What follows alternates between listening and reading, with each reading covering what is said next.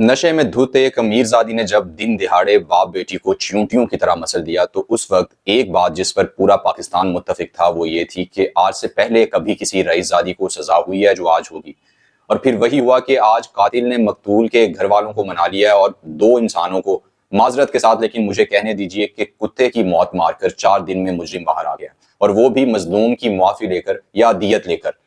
जब हम ये बात करते हैं कि वारिसान इतनी आसानी से क्यों अपने प्यारों को मारने वालों के साथ हाथ मिला लेते हैं, तो ज्यादातर वजूहात जो डिस्कस होती हैं वो ये कि चूंकि गरीब पहले ही 2 वक्त की रोटी पूरी कर रहा होता है तो वो क्या ही मुकदमा लड़ेगा। यानी निज़ाम इंसाफ का महंगा होना और फिर लोगों का उस निज़ाम पर एतमाद ना होना एक वजह है। इस तरह एक वजह दबाव और प्रेशर होती है जो मुख्तलिफ तरीकों से वारिसान पर डाला जाता है।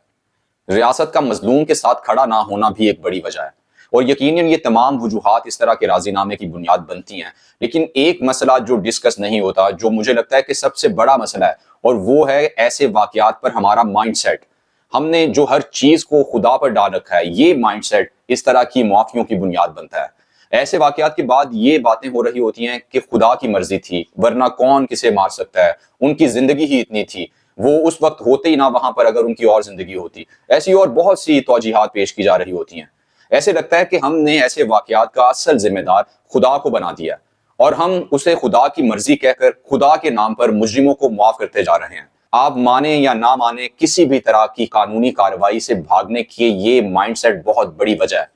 किसी डॉक्टर की गफलत की वजह से अगर किसी की जान चली जाए तो लोग इस वजह से उसके खिलाफ कार्रवाई से इनकार कर देते हैं कि उसकी जिंदगी ही इतनी थी, अब डॉक्टर को कुछ कहकर कौन सा हमारा बंदा वापस आ जाना है। और सितम यह है कि इसे हम तवक्कुल का नाम देकर बाद में फख्र भी महसूस करते हैं कि हमारे साथ इतना बड़ा वाकया हुआ, लेकिन हमने इसलिए उसे छोड़ दिया कि मारने वाली जात तो खुदा की है, डॉक्टर थोड़ी जिंदगी बढ़ा सकता है।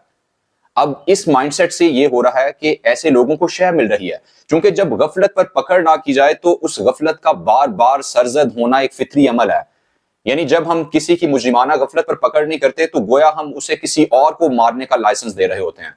कोई बच्चा बिगड़ जाए तो हम क्या कहते हैं कि शुरू में ही उसकी हरकत पर उसे सजा दी होती तो आज ऐसा ना होता। बिल्कुल वैसे ही जब किसी मुजरिम को उसके जुर्म पर सजा ना मिले तो वो उसमें आगे ही बढ़ता जाता है, और ना सिर्फ वो आगे बढ़ता है बल्कि ये दूसरों के लिए भी पैगाम होता है कि अगर आपसे भी इस तरह का कोई बड़े से बड़ा सानहा भी रूनुमा हो जाता है तो आप 4 पैसे देकर बच सकते हैं, कोई आपको पकड़ने वाला नहीं है। बल्कि यहाँ तो इतने सखी लोग हैं कि उसे अल्लाह की मर्जी करार देकर वैसे भी आपको माफ कर सकते हैं। और वैसे भी अगर इस फॉर्मूले को तवक्कुल कहना है तो गोया दुनिया में इस वक्त जो भी कत्ल हो रहा है उसकी तो बेचारे की जिंदगी फिर इतनी ही थी, फिर तो हर कातिल ही बेगुनाह हुआ, बल्कि उसने तो बस खुदा का काम आसान किया है कि उस वक्त उस लम्हे उसकी जिंदगी का खात्मा कर दिया जब खुदा ने लिख रखा था। यानी वो तो खुदाई मददगार हुआ फिर,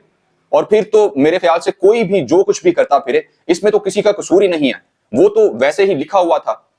तो एक गफलत मुजरिम कर रहे हैं और दूसरी मैं ये कहूंगा मुजरिमाना गफलत ही है जो मजलूम कर रहा है, और सितम यह है कि बड़े फख्र के साथ कर रहा है। ये ना तो तवक्कुल है और ना ही मुकद्दर है, बल्कि इसे राह फरार इख्तियार करना कहा जा सकता है। और जब तक मजलूम अपनी इस मुजरिमाना गफलत से बाज नहीं आएगा तो मुजरिम भी अपने जुर्म से बाज नहीं आएगा।